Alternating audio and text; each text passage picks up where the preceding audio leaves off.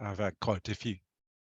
There you go. There you go. I've had quite a few people say they can't make it, but they'd love to see a recording. So Yeah, absolutely.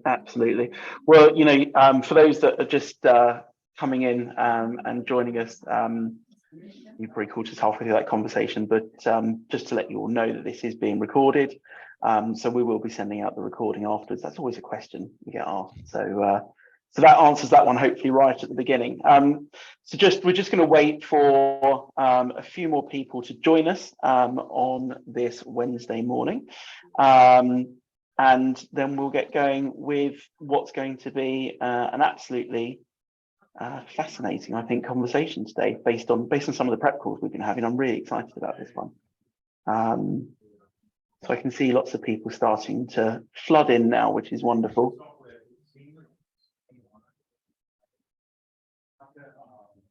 So we'll just give it another minute or so before we get going.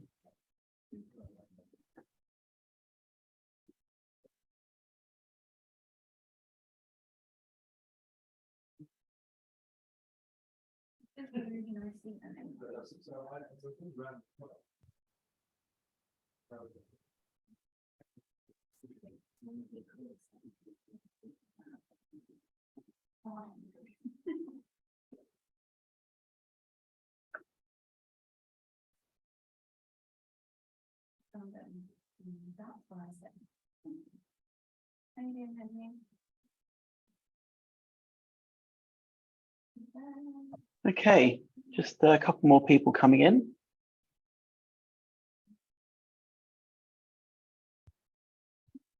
Lovely. Okay, well, I think that's a good place to start. So thank you very much for joining us on this Wednesday, the 19th of April, 11 o'clock in the morning in the UK. So welcome to the latest in a series of Holloway webinars. Today, as it says hopefully on your screen, we are talking about the strategic advantage of inclusive hiring, to how to fill talent pools using an unbiased approach.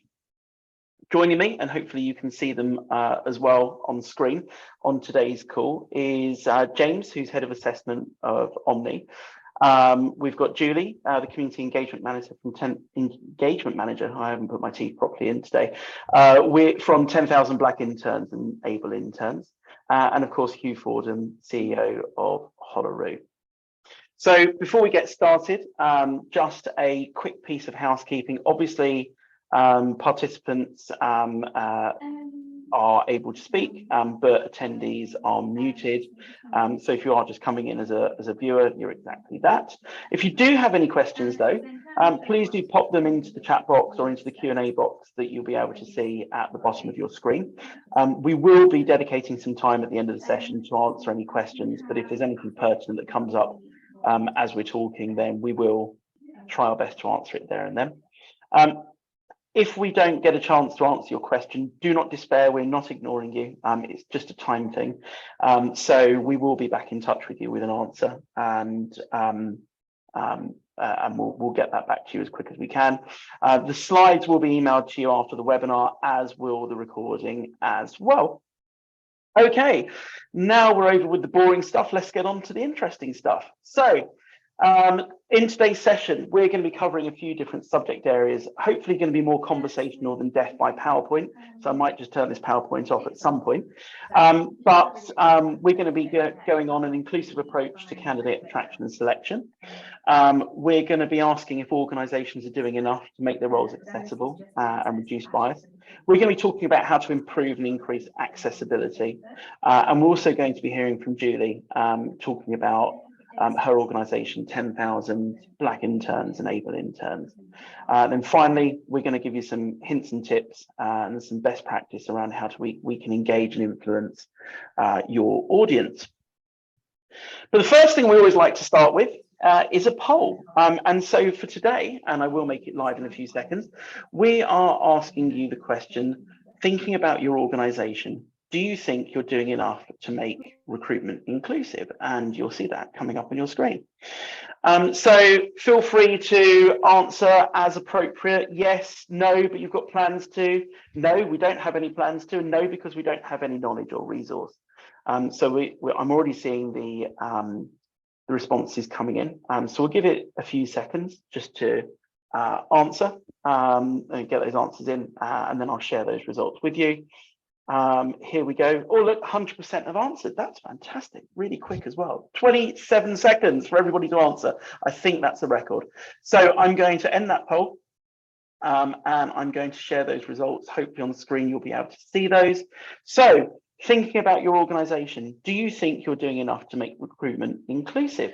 40%, sorry, say yes, they are doing enough to make recruitment inclusive, but 60% are saying no, we're not doing enough, but we do have plans to do that. Let's and you have to excuse me, I've got one screen today, which is terrible for a webinar, but I'm just flicking through things. So why don't we just go over to our panel just for a quick hello, and also a very quick thought process around what those answers are telling us. Let's start with yourself, James. What are your thoughts on those answers there? Yeah, hi, thanks, Martin. So yeah, I'm James Crichton. I work at Omni as a resourcing transformation consultant, so the grand new title, but with a spike of interest around assessment. I think those results tell us that this is an important topic. So either people think they are doing the right thing, or they know they need to be doing more, and that would align with what we expect to see. I think also the data scientist in me must highlight the likelihood of sample bias here. The people that are likely to join a webinar on inclusive recruitment are either likely to be doing it well or not doing it at all. Those guys that don't care about it at all are unlikely to be on here. So I think that's important to acknowledge. But I think it's a hugely important topic, and one that I speak about absolutely daily with people around all things to do with talent and resourcing. Fantastic, thanks, James. And Julie, I can see you furiously nodding away there and agreeing with James as well. Have you got any additional thoughts on the answers to this poll? Yeah, no, I think it's expected, especially the no, but we have planned to. I think that's often the response you get. And I think it's just an acknowledgement that even if you're doing something, is it ever going to be enough, and how do we get to that point? So it's good to recognize that, but maybe people should give themselves a bit of slack, and we can talk more about what is being done, and maybe, you know, a start is better than nothing at all. So I'm always here to kind of be positive about results of polls like this. Love it. Thanks, Julie. Hugh, how about you? Yep, no surprises there. I think what's going to be interesting is, you know, if we ran exactly the same poll at the end of the webinar, would we get the same results? Because from all of the conversations we've been having in preparation for this, I think, without wanting to sort of steal anybody's thunder, you know, where there's definitely not a simple answer. And I think one of the things about inclusivity is, you know, it becomes more and more clear that the diversity of your audience is very, very multifaceted. There's lots and lots of different ways to address inclusivity. So even the people who, you know, have plans at the moment, it'll be interesting to see whether some of the things we surfaced today will perhaps show that those plans need to be adapted. Interesting. Thank you, Hugh. Okay, I'm going to stop sharing those results, but we will be sending out the results as part of the pack that goes out to people as well. So have a think about what Hugh said there. You know, when we get to the end of this webinar, if we were to run that again, what would your answer now be? We do have another poll at the end, but not that one. So that would be something for everyone to take away as a bit of homework. Okay, I'm going to stop sharing my presentation now, because I think that we've got some juicy things to talk about, especially after some of those intros from Hugh, James and Julie. So James, I want to go to you first. And I want to ask a question, and that question is around obviously DE&I, and some people think that this can be just a bit of a tick box exercise, and that actually by running DE&I programs, it can potentially have a negative impact on employer branding, on employer value proposition. Do you think that's the case? Is it a tick box exercise? Can it have a negative impact? What's your thought process? I think it can be a tick box exercise, and I think it can have a negative impact if that's what it means to you as an organisation. But I think when it's not a tick box exercise, it has a very positive impact generally. And I think that the links between So if we think about what inclusivity means, it's about being accessible to people, to including people, and that is 99 times out of 100 going to be positive from an employer brand perspective. Not only employer brand, I should add, from a consumer brand perspective as well. So in general, there shouldn't be a lot of conflict. Where I do see there being conflict is when it's used more tick boxy, when people are too quick to pigeonhole or to box people. We start to see some very, very inauthentic comms coming out. We start to see organizations trying to communicate with audiences in a really bad way, which then just looks terrible. And at that point, it's very obvious. And I think one of the terms around this that we hear is the rainbowification. So, you know, brilliant, it's Pride Week. Let's chuck rainbows all over everything and let's show what we're doing. Obviously not in Saudi Arabia, we won't be doing it there, but everywhere else we really care about it. And at that point, we can start, you know, and that did happen in organizations. One car manufacturer in particular was called out for it. And at that point, the inauthenticity, which is obviously very important from a employer brand perspective, becomes really apparent. So when done authentically, great. When done inauthentically, not so much. No, I like that. I like that. Thanks, James. And Hugh, I mean, from a inclusive approach to attraction and selection, again, you know, with this thought process of making sure it's not just a tick box exercise, what are your thoughts on that? Well, just wanted to sort of look at things from a slightly more strategic level, because you know, obviously we're all on the call because we think this is important and we think it's something that we really want to do. I think what organizations need to be aware of right now is that it's something that they can't really afford not to do, broadly because we just had the latest job market figures today. There's still 1 million open vacancies out there. There still aren't enough candidates to fill them. There's some talk about the workforce participation is improving, but if you drill into those numbers, it's only improving because loads of students are coming back into the workforce, and that element has pretty much been used up. So I don't think there's any easy wins in there. So organizations are sitting there knowing that there aren't enough candidates out there for their roles. So anything you do that excludes people from your roles is damaging the business.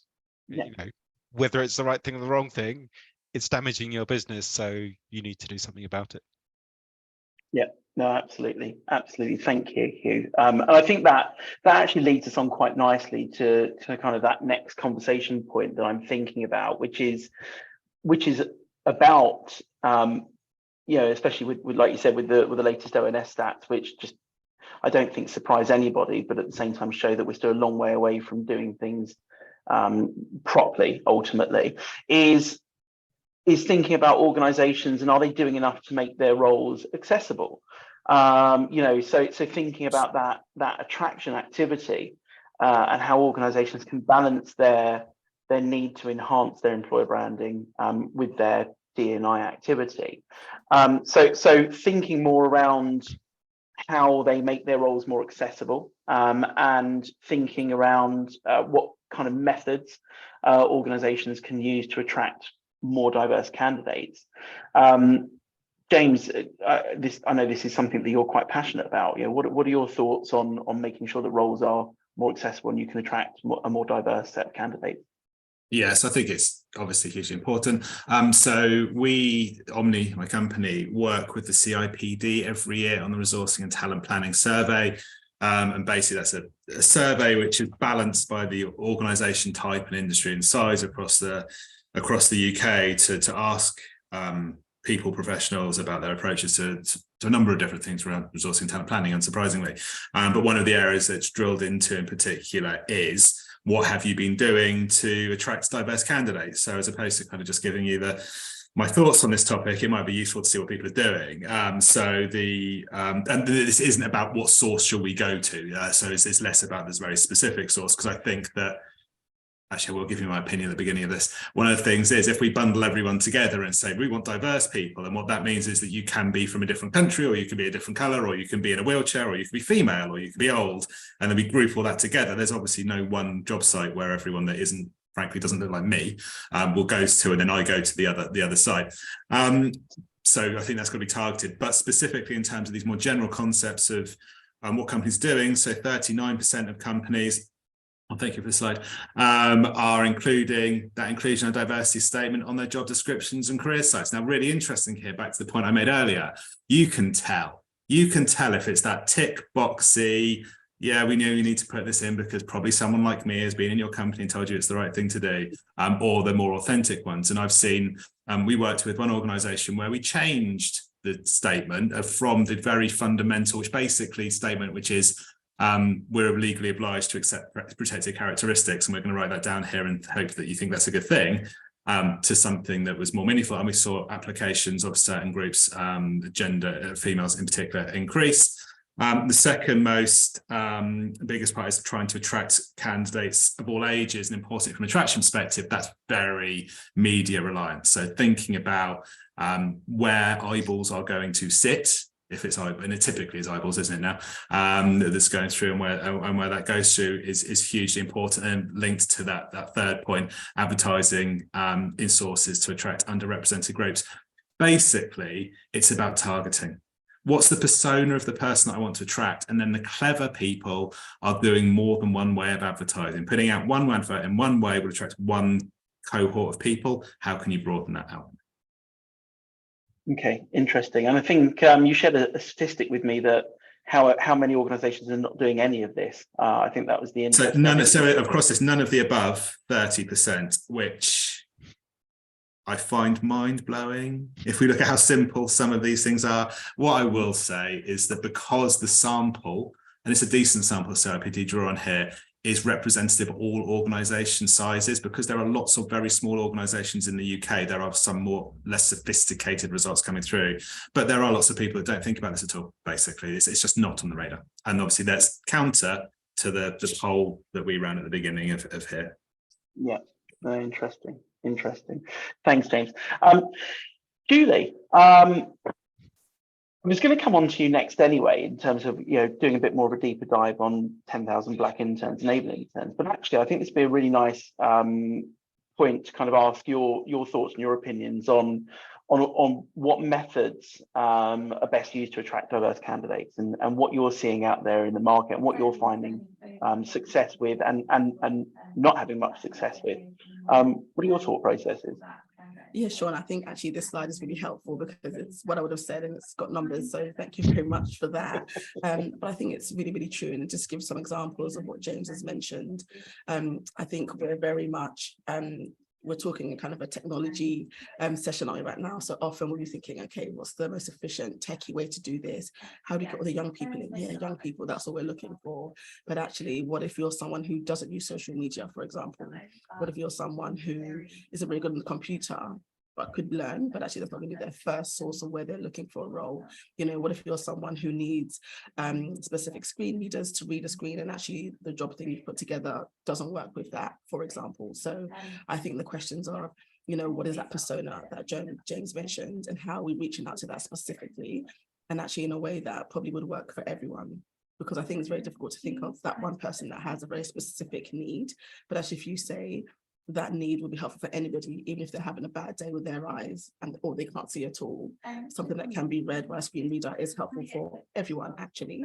What if you're someone that learns that way, that takes information audibly, not because you have a physical disability? So it's not just about must remember people can't see, must remember people don't use computers. It's actually about what is the kind of, yes, that kind of first way we do things, but actually what are the wider ways that people receive information? And a job description, a job ad is information. How else can we disseminate that? So just some examples of kind of things that I've done over my, not so long, but longer than I've probably looked career. So I had some programs that were looking at getting people from low socioeconomic backgrounds into law, and a lot of the programs I've worked on have been aimed at university students. But I always thought, when I was younger, I was in that group. I didn't go to the career service. I thought they were going to tell me off because I didn't have experience. So, where would I have received this information? And actually, some of those places are still there. It's community centres. It's when you have a block, an estate, maybe of council houses, having things on the board, for instance. That's somewhere that a parent or that teenager or that job seeker may see that, right? It's looking at things like brownies, dance places where people do dance lessons and things like that, which doesn't seem like an obvious place to put a job ad, but actually, if you're thinking about how is this person being supported to this point, it will be by community activities, it will be by the local council, it will be by, you know, tenant groups, things like that. So how do you reach that person who LinkedIn's not going to work for because they see themselves as so far away from the process? So I think being a bit creative, and actually, if we think about how much, I guess, time and effort it takes, you can work with bodies that already work with these groups. So it's not about being, you know, trying to reinvent the wheel. There are groups that really work with people that would love to have someone reach out to them and say, can I put a poster up in your, you know, every one of your kind of community boards in, I don't know, Barking, for example. They would love to have that. There are people that are looking for these opportunities, you know, whether it's charities, whether it's local council, whether it's, like I say, small organizations that work in the community. You don't have to be out there doing every single thing, but you have to see, what is my network? You probably have a great professional network within your sector, maybe your HR professionals, but actually, as someone's looking at talent, what's my wider talent network? And I would include literally pubs. I would include pubs specifically, because I think that there's a lot of community, especially in the UK, around kind of pub culture, but it's not just about going there and getting drunk, right? It's actually a place where people come, meet people, have a chat, talk about what they're doing, what they'd love to do. So why would we not include that as a place where jobs can be talked about? I would anyway, maybe that's just the way I am, but I would think of that as that's why I'm meeting that candidate where they're at, not just in the university where I hope they're going to sometimes walk by the career service, which is often in a dark corner somewhere, you know, X, Y, and Z. So I think just examples of how to be a bit innovative in where you're reaching out to people and how you do that, I think is quite good. Yeah, so I mean you're quite right, and I think that the thing that we tend to probably forget about, you know, in the world of recruitment is that it's not just about that kind of spray and that spray and pray, you know, technique of putting a job post up on, you know, LinkedIn or putting something up on Guardian Jobs or Indeed or anything like that. It's about going where your audience is, and I think that's the kind of simplest way of summarizing what you were saying there, which was really, really interesting. Don't even think about some of those places and groups and communities that you're talking about. Is ultimately, if you want to attract a diverse audience, you've got to go to where your diverse audience is and attract them from there, and don't expect them to come to you. Like that. Yeah, thank you, Julie. And actually, on that note, Julie, I might just hand over to you a little bit more, if that's okay. So what we're going to do next is really just do a bit more of a deeper dive on 10,000 Black interns and able interns.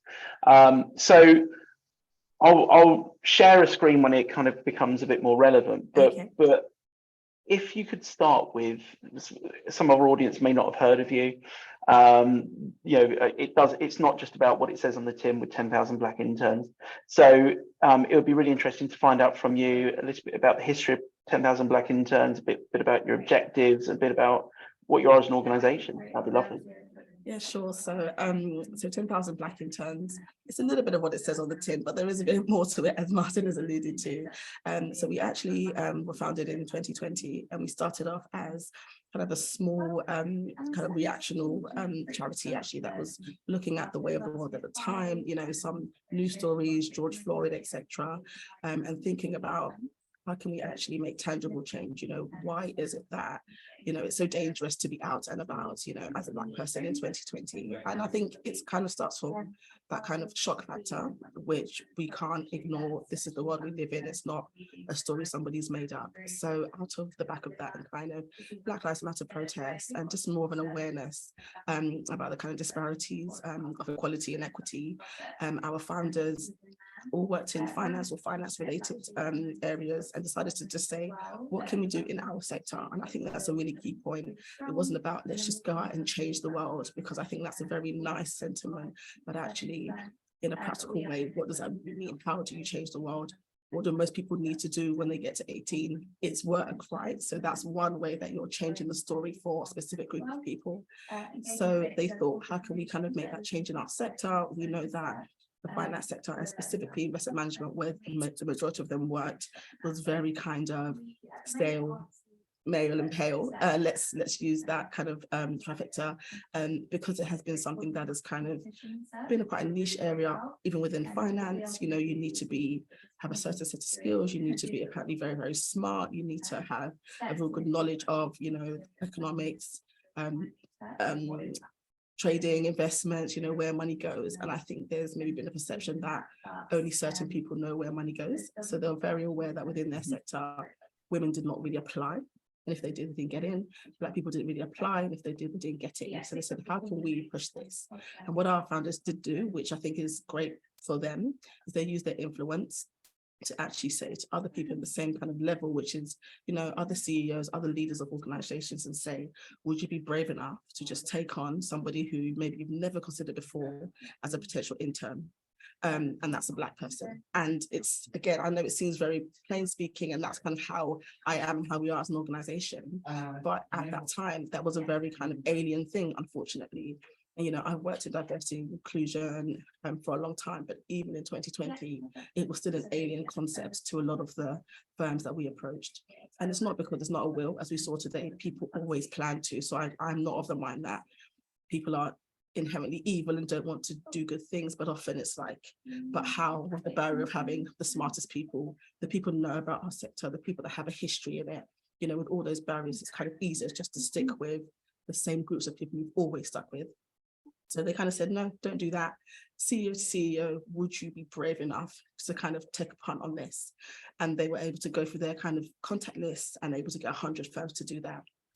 So we then sent out a very simple kind of hashtag, which did work for the group we're looking for, because it's mainly kind of 18 to 21-year-olds in that first group, that kind of said, new program, no one knows about it, you know, give it a try. It's a simple application, CV. When that kind of hashtag went out, we had about 2,000 applications, which I think we were expecting about 200. So it was kind of like, oh, okay, there's appetite for this.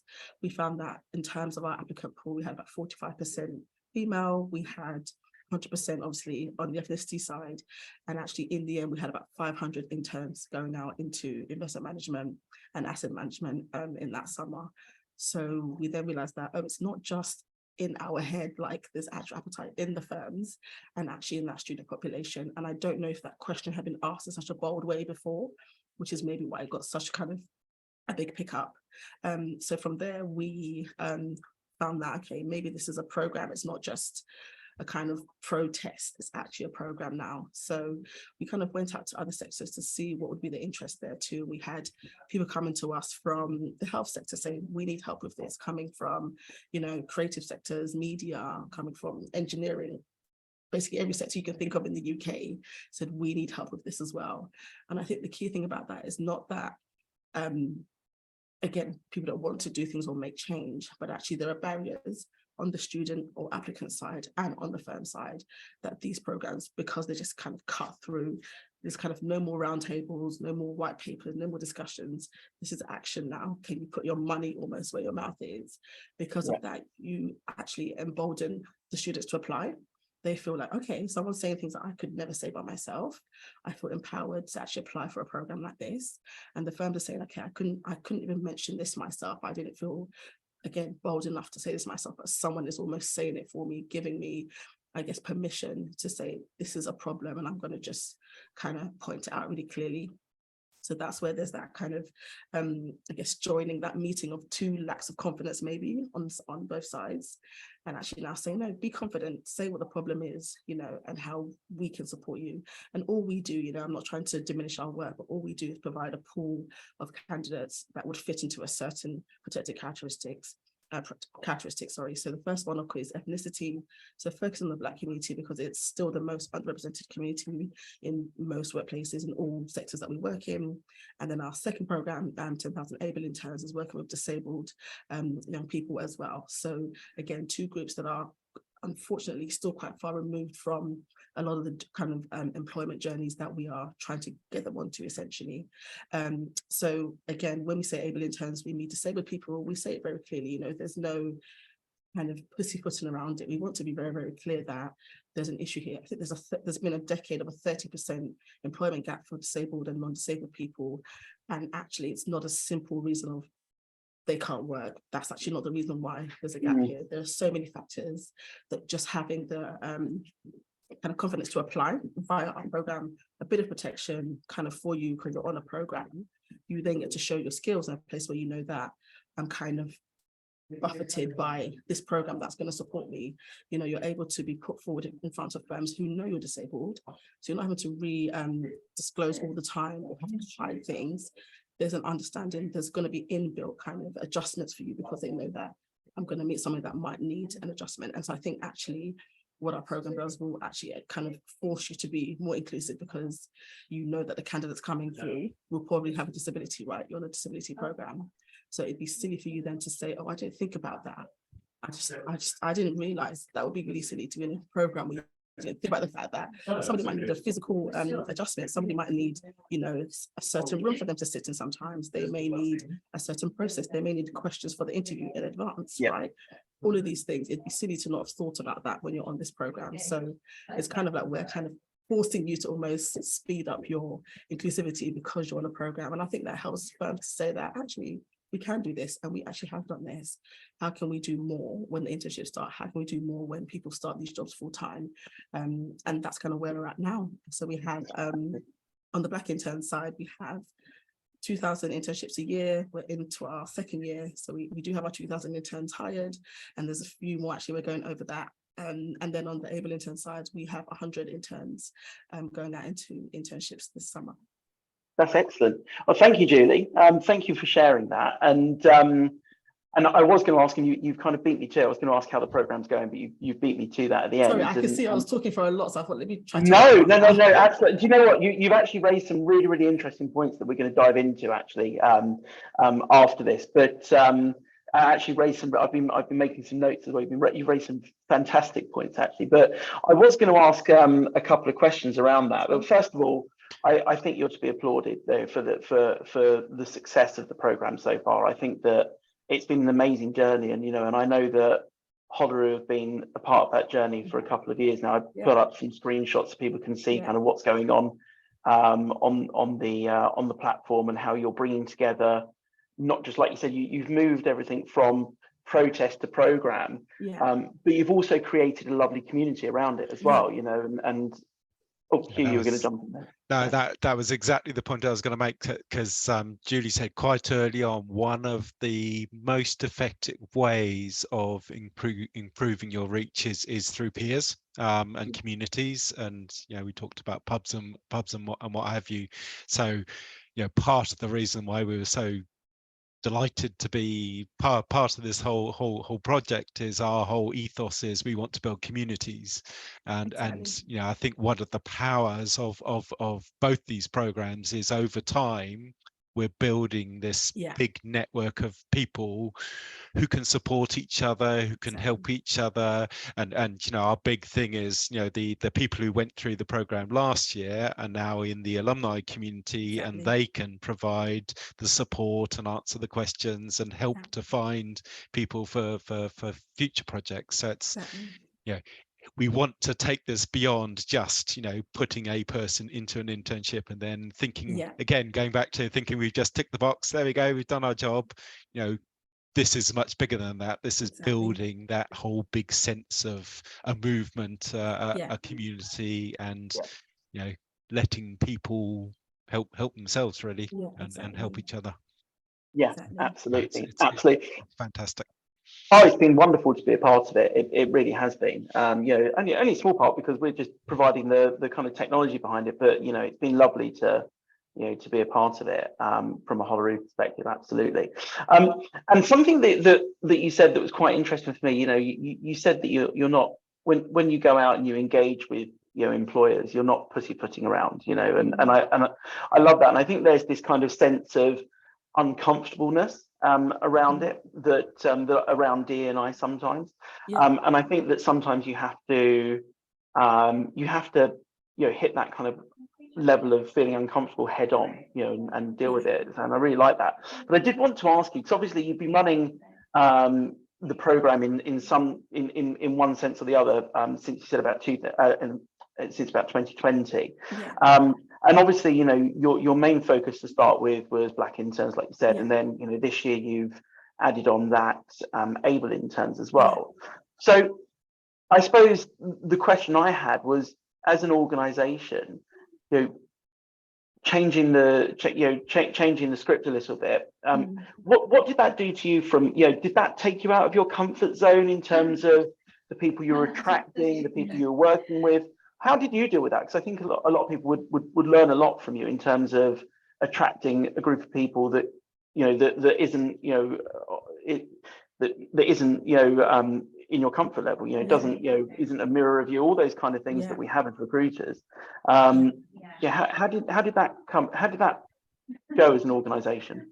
Yeah, and that's a really great question, because I mean, maybe someone might think we're the experts in inclusion, but actually I feel like I learned a lot kind of as we onboarded the able interns, because I think I had a very clear strategy for Black interns.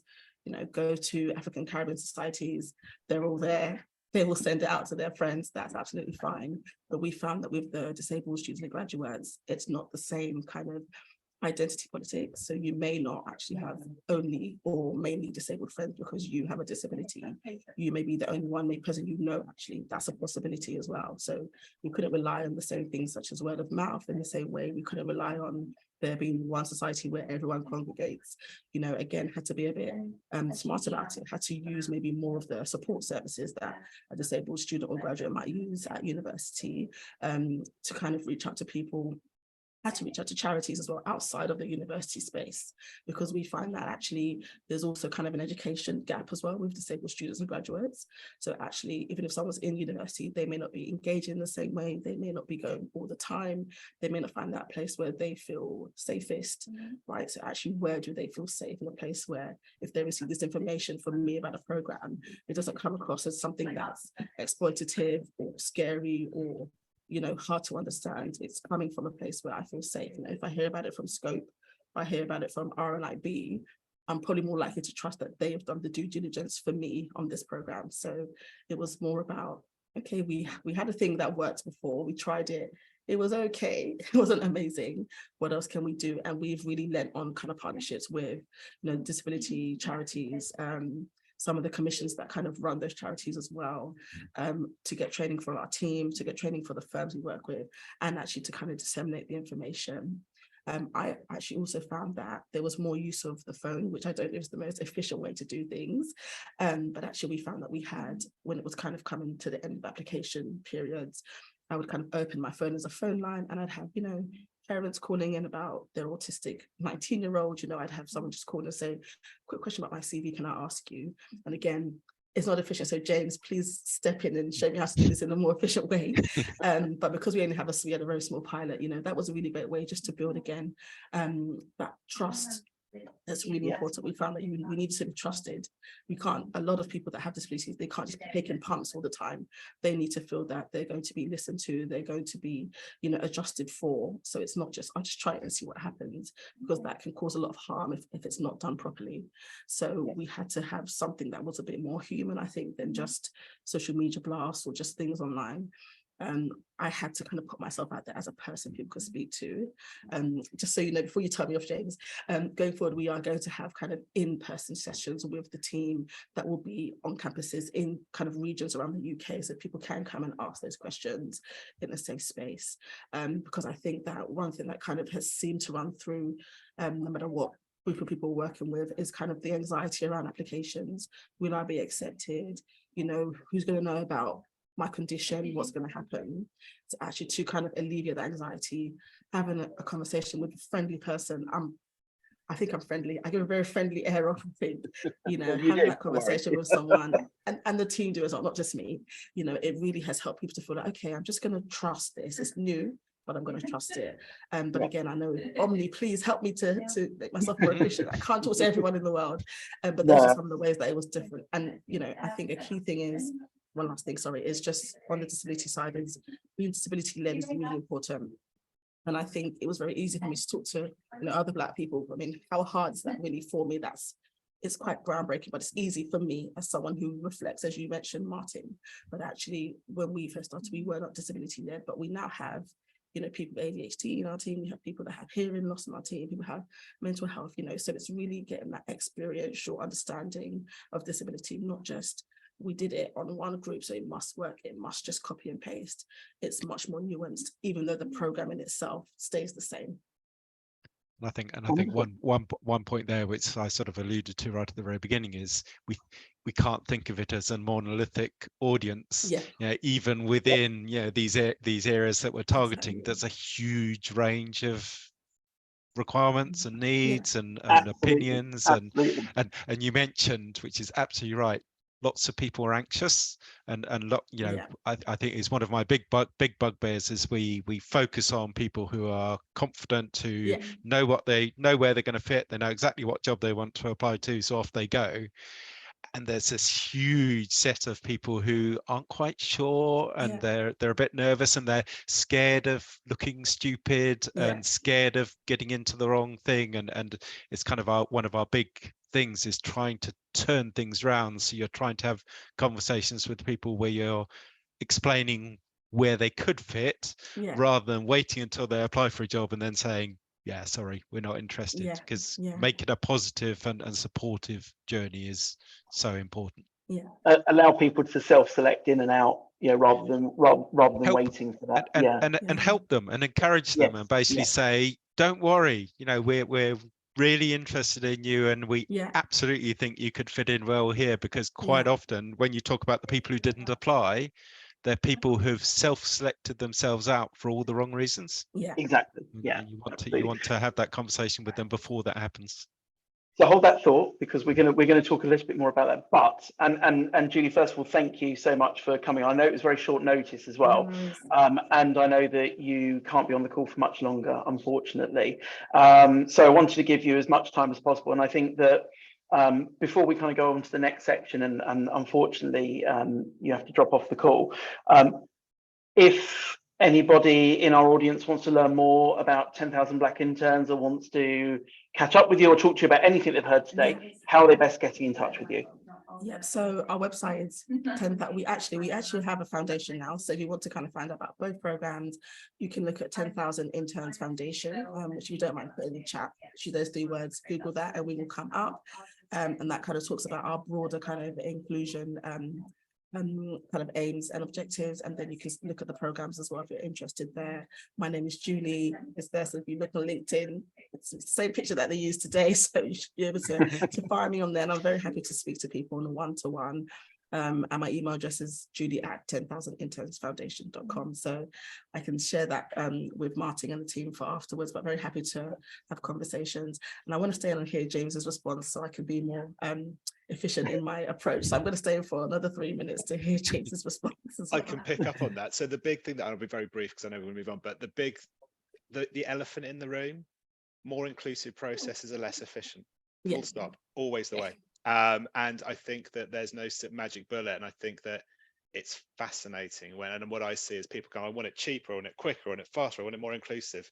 Choose which you want, because we can't do all of them. I've got masses of thoughts around that, and I will happily look you up after this, and we can grab some time to have a chat about it. I feel a bit vindicated, so thank you very much there, James. Appreciate that. Thank you. No, thank you. And actually, as a kind of final point, I was talking to somebody the other day who made a very good point, was that when you give recruiters more time to work on a role, you can then have more time to make that a more inclusive process as well. So I think there's a bit of a lesson there for hiring managers as well, which is if you don't give recruiters enough time, to work on your roles and to fill those requisitions, then you're not going to have enough time to think about it properly and make it a more inclusive campaign. So just that kind of final thought.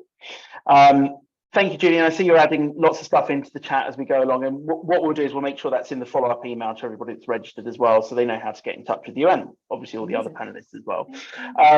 So we're going to move on to our second poll of the day. Thank you, Julie. Thanks, Julie. Really appreciate Thanks, your everyone. time. Bye. Thank you very much.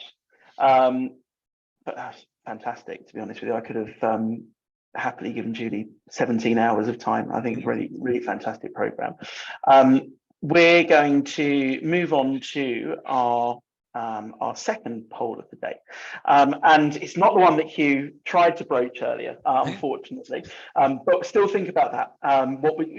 Where you're going to get to at the end of this call, but we're going to ask a question, for those that have said they need to do more in order to, they need to do more for their DE&I. What do you need in order to do more for your DE&I? So I'm just going to bring that poll up in front of you, so you should all be able to see it.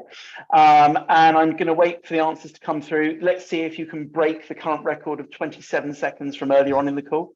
Can people choose more than one, or is it just one? It says multiple Oh, choice. it says multiple choice. Multiple choice. Yeah, there we go. There's multiple choice. So you can choose One say many as all you of want. the above. Yeah. Yes. And those that are saying other, please put that comment in the chat. What do you think that you need to do in order to do more for DE&I? So I'm also going to open up the chat so I can see if there's anything coming through there. You won't get away with it. It looks like we are there. So I'm going to end that poll, and I'm just going to share the results, which again will be shared in the follow-up. So what we can see here, what do you need in order to do more for your DE&I? So no surprises here, I don't think. So look, 33% have said money, they need more money. I think that's the kind of standard answer for everybody in recruitment nowadays. 92% have said, and again, this is multiple choice, so it doesn't really add up in terms of the percentages, but a lot of people have said they need time, which again goes back to kind of my point that That's I was exactly what you're saying, and Yeah. and absolutely, the key point is diverse audience, nuanced audience. As James says, it's not going to be as efficient as a cookie cutter, one size fits all, and the only way to do that is to have more time. Absolutely. The big opportunity here, though, is that 2/3 of people can do this, they reckon, without any more money. That's massive. That's huge. Go to the board now and say, look, I don't need any more money. I can do this. I might need some time. I might need some tech, but I'm not asking you cap in hand. There are things I can do that don't hit the P&L. Well, that's that 42% that say they need the exec buy-in as well. Yeah, so exactly. So that's the point. It's about how do we do. Yeah. Interestingly, the CIPD report that I talked about earlier had a question in it, which is how active is your organisation in its efforts to recruit more diverse candidates to board level? So it's a slightly different question, but what this is indicative of is organisations say at board level we want more diversity. 30% not active at all. So 1 in 3 not active at recruiting at that level, which is likely to be linked to the ability to have that exec buy-in. It's that piece around saying, well, if you don't have a very diverse board, you don't care about having a diverse board, it's going to be much more difficult to get the buy-in, isn't it? So I think these things are linked. Absolutely. Okay, I'm going to stop sharing now. I'm aware that we have got about 13 minutes left on this call, and as I said, in all of our prep calls and in everything that I've done to try and promote this, that I think this is something that we can talk about for hours, and I don't want to because we've only got an hour's worth of time today.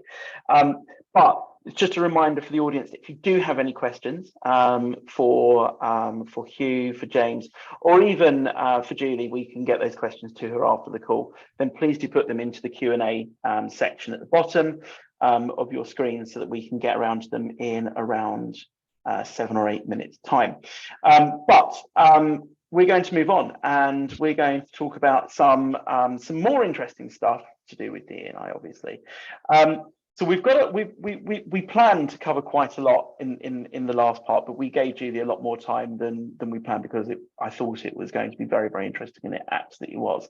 So we've talked a lot around all of the techniques of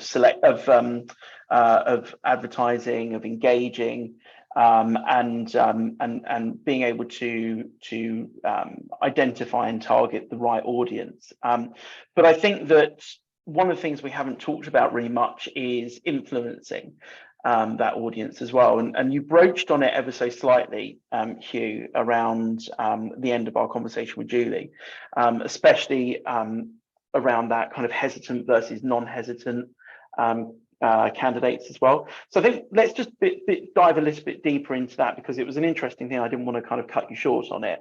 So so in terms of influencing your audience and making sure they're making the right decisions for the right reasons rather than the wrong decisions for the wrong reasons, what are your thought processes on best practice for influencing those people? and it can be either at an individual level or at a community level, because obviously the individual level is the things we were talking about with regard to the 10,000 Black interns is building that sense of community and that sense of peers helping each other out. And interesting with the able interns, you know, the vision is that the cohort who are going through the program this year are going to be are key influencers for future years, so that will build on itself. And then on the community side, in all sorts of areas, so particularly with when you're looking at young people, for example, think of the cohorts of people who influence their decisions, so parents, community leaders, people who go to the pub, as Julie said. And if you can create communities for them within your overall audience, if you like, you're not looking to hire them, although you might well hire them in the future, but you're more looking to recruiting them to be the voice that persuades the people you're really targeting to take that step and come into the organization. So the more communities you can think of and can bring into the conversation, the better. Yeah, absolutely. So James, this is about kind of widening that gate, but not lowering the bar, as I think you kind of used in one of our prep calls. That kind of terminology. It's exactly that. And I think, I mean, the fundamental change. I think Julie made a very good point, which is people aren't evil. They, you know, they want to do the good thing. They're just not quite getting it right. And you know, realistically, if you think good looks like you and you look like something, you go, actually, well, I can understand that. I want someone that kind of got to a similar degree to me, came up through the career in a similar way to me. I can empathize around the person's motivation. It's just easy when I interview them. It helps build trust, basically, when you're going through it. How can we challenge that and yeah, as you say, widen that gate? And the fundamental thing, and I get to the point where I think I talk about this too much, but no matter how much I talk about it, I see it not happening enough, is from an assessment perspective, but linking through to that engagement perspective, is what is it you need someone to be able to do the job effectively? That is the only question you need to ask.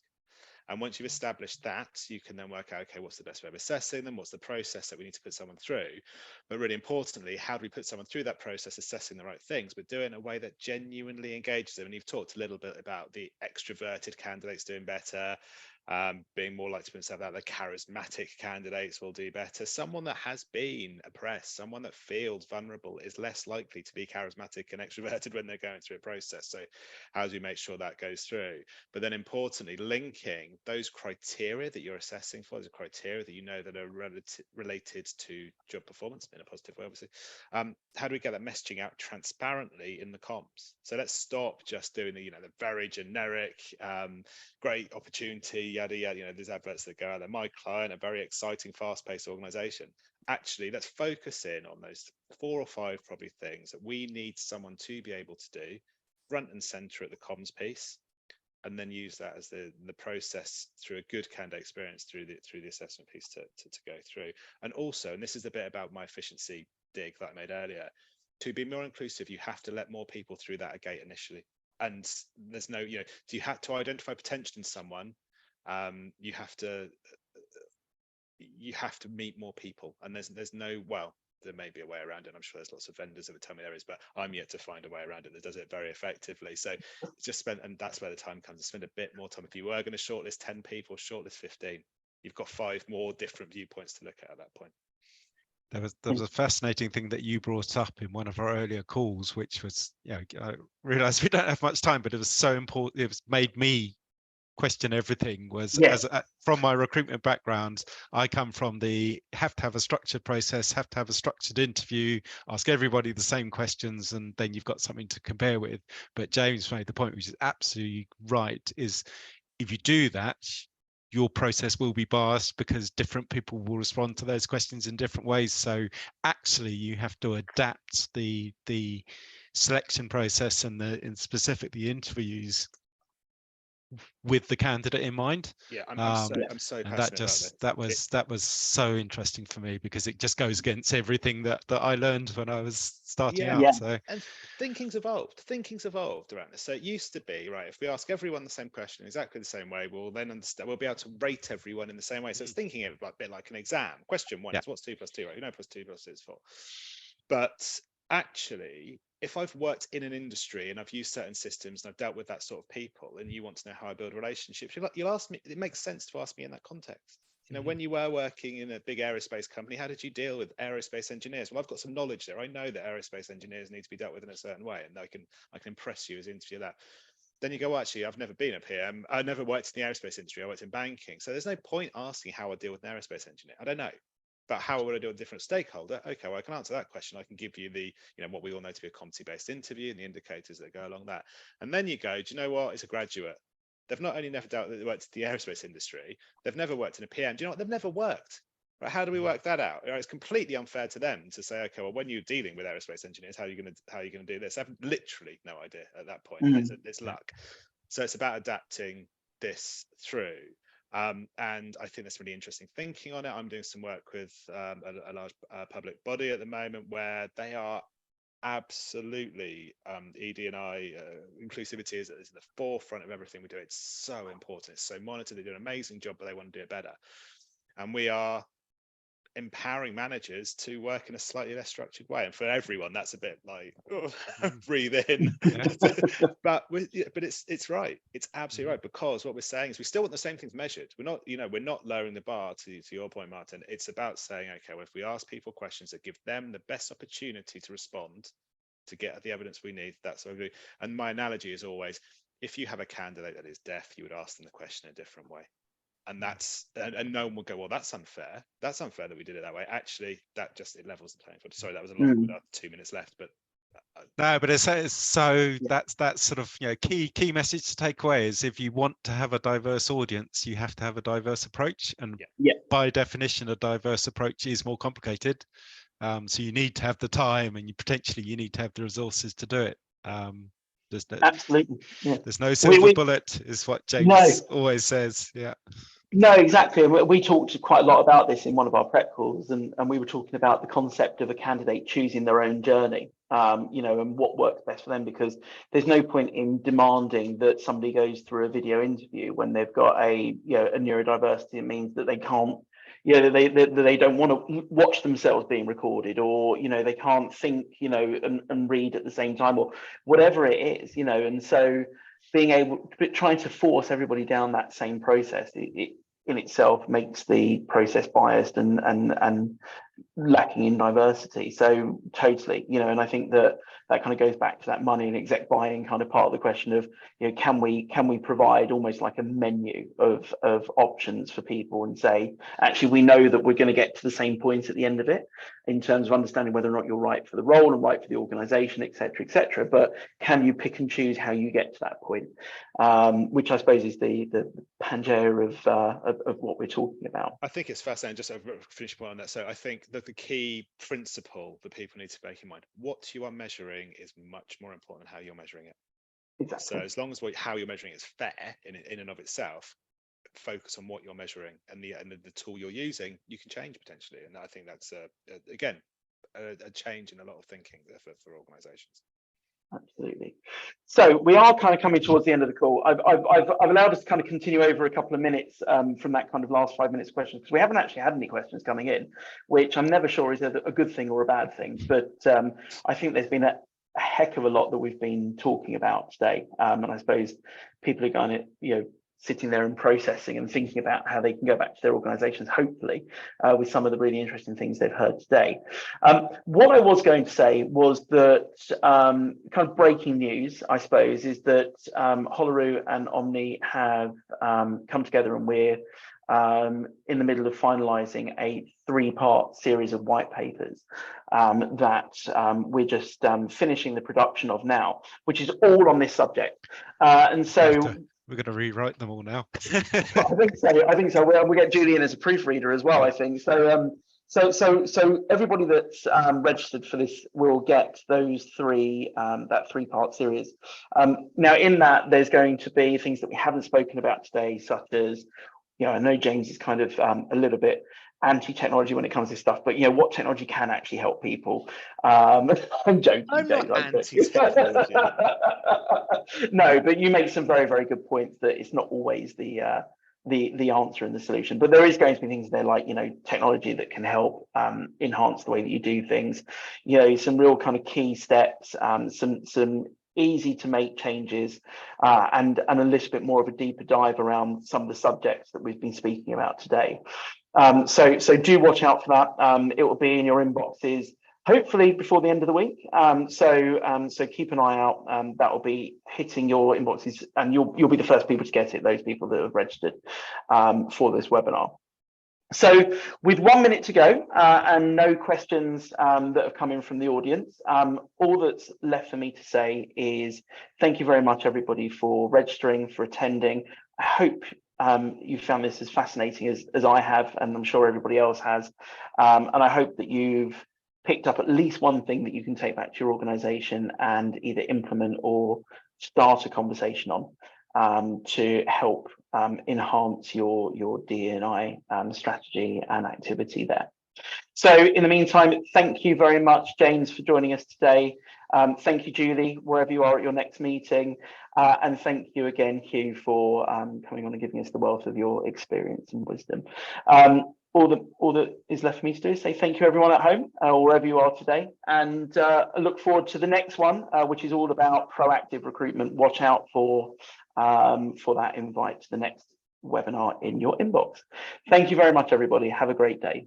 Thanks a lot. Thanks very much.